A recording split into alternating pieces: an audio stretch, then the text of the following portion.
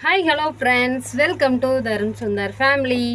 Car ஓட்டுறேன்னு நினச்சிடாதீங்க, நிற்கிற காரில் உட்காந்துருக்கேன் அப்படித்தான்.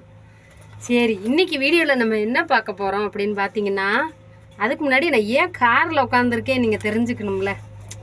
அதாவது பல வருஷம் கழித்து இந்த வீட்டில் நான் தண்ணிக்கு ரொம்ப தூரம் போனோம். ஒரு 500 மீட்டருக்கு மேலே தண்ணி எடுக்க நான் ஒரு 5-6 வருஷமாக கஷ்டப்பட்டேங்க. இப்போ ஒரு விடிவு காலம் வந்திருக்கு. அது என்னன்னு நீங்கள் தெரிஞ்சுக்கிறணுமா? குடி தண்ணி வீட்டுக்கு வருதுங்க. கும்பகோணம் மாநகராட்சியில் எங்களுக்கு இப்போ தாங்க வந்திருக்கு. டவுனுக்குள்ளே எப்போயோ வந்துருச்சு 2 வருஷத்துக்கு முன்னாடியே. எங்களுக்கு இப்போ தான் வருது. ஜேசிபி வச்சு போட்ட தார் ரோட்டை உடச்சி குழி நோண்டிக்கிட்டு இருக்காங்க. அதனால பார்த்தீங்கன்னா என்னால் வெளியில் உட்காந்து பேச முடியல. டிஸ்டர்பன்ஸாக இருக்கும் இல்லையா வண்டி சத்தம். அதனால தான் காருக்குள்ளே உட்காந்து பேசுகிறேன். சரி, இன்றைக்கி நம்ம வீடியோ ஒரு அரிய வகை வீடியோவாக இருக்கும். என்னன்னா, என் ரிப்போர்ட்டை பார்த்து டாக்டரே குழம்பி போயிட்டாருன்னா பார்த்துக்கோங்க. அப்படி என்னம்மா ஒரு ரிப்போர்ட்டில் இருக்குதுன்னு கேட்குறீங்களா? படக்குன்னு சொன்னால் முதலிருந்து பார்க்குறவங்களுக்கு புரியும், திடீர்னு பார்க்குறவங்களுக்கு புரியாது இல்லையா? அதனால முதலிருந்து சொல்கிறேன். போர் அடித்தாலும் பரவாயில்ல, ஸ்கிப் பண்ணாமல் பாருங்கள். லைக் போட்டு வாங்க அப்படியே வீடியோக்குள்ளே. அதாவது நான் மாதமாக இருக்கேன், 6 மாதம் ஆகுது, 3ஆவது குழந்தை. இப்போ நான் வாரம் டெஸ்ட்டுக்கு போகிறது ஆரம்ப சுகாதார நிலையம். எங்கே இருக்குதுன்னு பார்த்தீங்கன்னா, சுந்தர பெருமாள் கோயில் அப்படிங்கிற ஊரில் இருக்குது. கும்பகோணத்துலேருந்து ஒரு 4-5 கிலோமீட்டருக்குள்ளே தொலைவில் இருக்குது.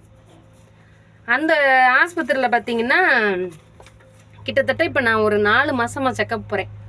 மொதல் மாதம் 9.7 ரத்தம், 2வது மாதம் 9.3, 3ஆவது மாதம் 9.1. இந்த மாதம் போன வாரம் செக்கப்புக்கு போனேன், 9 பாயிண்ட் தான் இருக்குன்ட்டாக. வேறு என்ன செய்ய, டாக்டர்கிட்ட போய் காமிச்சா டாக்டர் எனக்கு அனீமியா இருக்குன்னு எழுதி கொடுத்துட்டாரு. ஆனால் டாக்டர் அது நல்ல டாக்டருங்க. என்ன சொன்னாருன்னு பார்த்தீங்கன்னா, உங்களுக்கு அனீமியா இருக்குது, ரத்தம் ரொம்ப குறைவாக இருக்குது, குழந்த பிறந்தாலும் ரத்தம் கம்மியாக போயிடும், அதனால நம்ம ரத்த ஊசி போடணும். இப்போ நிற மாதம்னா ரத்தம் பாக்கெட்டு பாட்டில் ஏற்றுவாங்க நமக்கு. எனக்கு ஏற்கனவே உடம்புல பல அலர்ஜி இருக்குது. எதா ஒன்றுனா என் உடம்பு பட்டுன்னு ஏற்றுக்கிறாது. எந்த ஒரு மருந்துமோ இல்லை இந்த எனக்கு சைனஸ் இருக்குது, தலையில் நீர் இருக்குது, நிறைய பிரச்சனை இருக்குது. இத்தனை வயசில் 33 வயசு ஆயிடுச்சு. நாங்கள் எதிர்பார்க்காத குழந்தை. அதனால் எனக்கு தெம்பு இல்லை, ரத்தம் இல்லை அப்படின்ட்டாங்க. பார்த்தீங்கன்னா ஏ பாசிட்டிவ், என்னுடைய பிளட் குரூப் ஏ பாசிட்டிவ், என் வீட்டுக்காருக்கு பி பாசிட்டிவ். அப்படியே அட்ரஸ்ன்னு சொல்லுங்கள். எல்லாத்தையும் சொல்லுவேங்க. இப்படித்தான் வெள்ளந்தியாக இருந்து செருப்படி வாங்குறது. பாருங்கள், அனீமியா இருக்குன்னு க்ரீன் இங்கில் எழுதி கும்பகோணம் ஜிஹெச்சுக்கு போங்க, அங்கே போய் பிளட் டெஸ்ட் எடுங்க, அங்கே எப்படி இருக்குன்னு பார்ப்போம். அங்கே பிளட் டெஸ்ட் எடுத்துகிட்டு இசிஜி எடுக்க சொன்னாங்க. இசிஜி இந்த எடுத்துகிட்டேன். இதுதான் என் இசிஜி. இந்த இசிஜி இது இல்லாமல் இதயத்துக்கு ஒரு எக்கோன்னு ஒன்று இருக்குது. அது நம்ம எப்படி வயிற்றில் குழந்த இருக்க ஸ்கேன் பண்ணுறாங்க அதே மாதிரி தான் எக்கோ. இந்த இருக்குது பாருங்கள். இது போய் இன்றைக்கி காலையில் எடுத்தேன், டேட்டு போட்டிருக்கா பார்த்துக்குங்க. இன்றைக்கி காலையில் இந்த எக்கோவை எடுத்து எப்படி நம்ம வயிற்றில் குழந்தைய ஸ்கேன் பண்ணுறாங்களோ அதே மாதிரி என்னோடய இதயத்தை ஸ்கேன் பண்ணாங்க.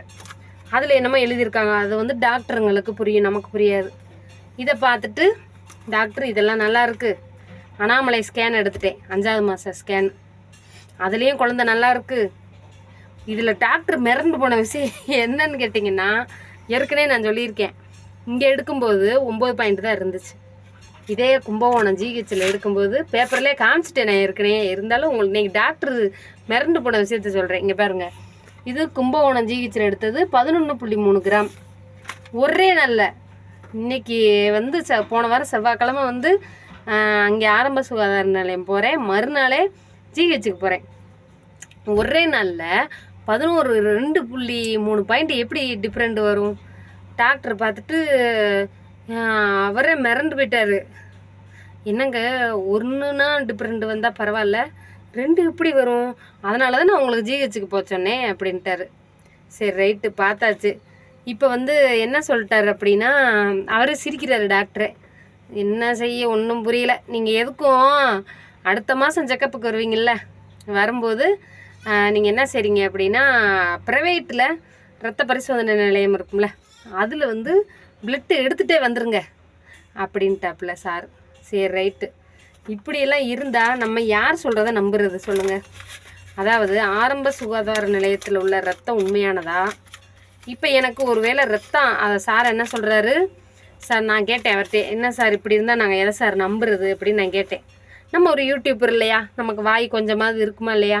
நான் கேட்டேன், என்ன சார் இங்கே 9 தான் இருக்குது, அங்கே 11 இருக்குது, வேரியேஷன் இப்படிலாம் வந்தால் நாங்கள் எதை சார் நம்புறது? ஒருவேளை நான் ரத்த ஊசி போட்டு எனக்கு ஏதாவது பிரச்சனை வந்தால் என்ன சார் செய்கிறதுன்னு நான் கேட்டேன்.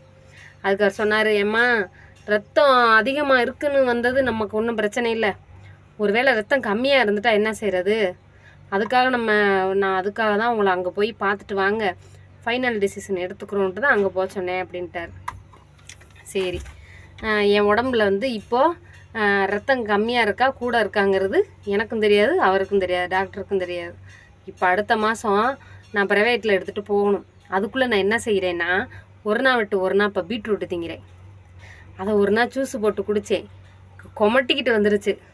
இன்னொரு நாள் நெல்லிக்காவை ஜூஸு போட்டு 4-5 நெல்லிக்காய் இருக்கும், அடித்து மிக்சியில் அடித்து சீனியை போட்டு குடித்தா தொண்டைக்கு எங்கிட்ட போக மாட்டேங்குது, கட்டப்பட்ட மாதிரி இருக்குது. அதை அப்படியே குடிக்கக்கூடாது போல், வடிகட்டி தான் குடிக்கணும் போல். முன்ன பின்ன செத்தா தானே சுடுகாடு தெரியும் பழமொழி. அணுவிக்கணும் ஆராயக்கூடாது, சொன்னால் கேட்டுக்குங்க அப்படித்தான். அப்போ நான் என்ன செஞ்சேன், குடிச்சா கொமட்டிக்கிட்டு வருது நெல்லிக்காய், ஆஹா அப்போ வடிகட்டி குடிக்கணும் போல் அப்படிங்கிறது அந்த விஷயமே எனக்கு அப்போத்தையும் தெரியும். இன்றைக்கி காலையில் கும்பகோணம் ஜிஹெச் போய் எக்கோ எடுத்துகிட்டு போய் காமிச்சிட்டு வந்துட்டேன். இந்த டெஸ்ட்டு எல்லாமே நான் வெளியில் எடுக்கிறதா இருந்தால் எனக்கு 4000 ரூபா செலவாகும். ஆனால் நான் ஜிஹெச்சுக்கு 1 வாரமாக அலையிறேன். இந்த 1 வாரம் அலைச்சலுடைய ரிப்போர்ட்டு தான் ஃப்ரீ. அலையிறது ஒன்று, 4000 ரூபா கொடுத்தா ஒரே நல்ல கவனிப்போட ஒரே நல்ல கவனித்து எடுத்து கொடுத்துருவாங்க. ஜிஹெச்சுக்கு போனால் கொஞ்சம் நம்மளை விரட்டத்தையும் செய்வாங்க, மதிப்பு இருக்காது, மரியாதை இருக்காது, வெக்கம் மானம் சூடு சொரணை எல்லாத்தையும் விட்டு கொடுத்துட்டு அவங்க என்ன சொல்கிறாங்களோ அதை தான் நம்ம கேட்டுக்கிறணும். இந்த டயத்துக்கு வாங்கினா அந்த டயத்துக்கு வந்து தான் ஆகணும். ஆனால் ப்ரைவேட்டில் அப்படி கிடையாது, நம்ம எப்போ போனாலும் நம்மளை விழுந்து விழுந்து கவனிப்பாங்க. எல்லா இடத்துலையுமே என்ன பேசுது, பணம் தாங்க பேசுது. பணம் இருக்கிறவன் இன்றைக்கி சொகுசாக வாழலாம், பணம் இல்லாதவன் நம்மளை மாதிரி மானம் மரியாதை இழந்து எல்லாத்தையும் நமக்கு வந்து சுயமரியாதை இழந்து தான் வாழக்கூடிய ஒரு சூழ்நிலையாக இருக்குது. இருந்தாலும் இவ்வளவு மிஷினோட இவ்வளவு கவனிப்பு கிடையாது, அது வேறு. இவ்வளோ டெஸ்ட்டு வந்து ஜிஹெச்சில் எடுக்கிறாங்கல்ல, நமக்கு காசு அது வந்து செலவு மிச்சம் தானே. இன்னொன்று இந்த ஸ்கேனும் ஜிஹெச்சில் எடுத்தால் நல்லாயிருக்கும், 1000 ரூபா மிச்சமாகும். ஸ்கேனுங்க கிடையாது இங்கே ஜிஹெச்சில். ஸ்கேன் வந்து நான் 1000 ரூபா கட்டி தான் எடுக்கிறேன். அனாமலை ஸ்கேனு 1300 ரூபா கிட்டாக என்னமோ இதயத்துக்குள்ளே போய் பார்ப்பாங்களாம். அதனால் சரி ஃப்ரெண்ட்ஸ், இன்றைக்கி வீடியோ இதோட முடிச்சுக்குருவான். அதுக்கு மாரி நான் பேசினா உங்களுக்கு போர் அடிச்சு போயிடும். இன்றைக்கி நிலமை இதுதான், டாக்டரே குழம்பி விட்டாருன்னா பார்த்துக்கோங்களேன். பிடிச்சிருந்தா மறக்காமல் லைக் போடுங்க, நம்ம சேனலை சப்ஸ்கிரைப் பண்ணுங்கள். டாட்டா பாய். நேற்று போட்ட ஷார்ட்ஸ் எப்படி இருந்துச்சுன்னு கமெண்ட்டில் சொல்லுங்கள். மக்களை இன்னொரு விஷயம் சொல்ல மறந்துட்டேன், ஒரு நிமிஷம் இருங்க, முடிச்சிடாதீங்க. இந்த திருச்செந்தூரில் சில்லு கருப்பட்டி எனக்கு ரொம்ப பிடிக்கும். அது யாராவது போனால் வாங்கிட்டு வருவாங்கன்னு எதிர்பார்த்தேன். நமக்கு யார் வாங்கிட்டு வருவா? நீங்கள் யாராவது நம்ம சேனலை தூத்துக்குடியில் இருந்தோ திருச்செந்தூரில் இருந்தோ பார்க்குறவர்களாக இருந்தால் எனக்கு அக்காவுக்காக இந்த சில்லு கருப்பட்டி மட்டும் வாங்கி கொஞ்சம் பார்சல் பண்ணி விடுங்க. நான் ஒரு 50 ரூபா 100 ரூபாய்க்கு நான் உங்களுக்கு ஜிபே பண்ணி விட்டுறேன், சரிங்களா? மறக்காதீங்க, ஏதாவது வாங்கி அனுப்பிவிடுங்க. சில்லு கருப்பட்டி ரொம்ப நாளாச்சு, ஆசையாக இருக்குது, அனுப்பிவிடுங்க. பாய்.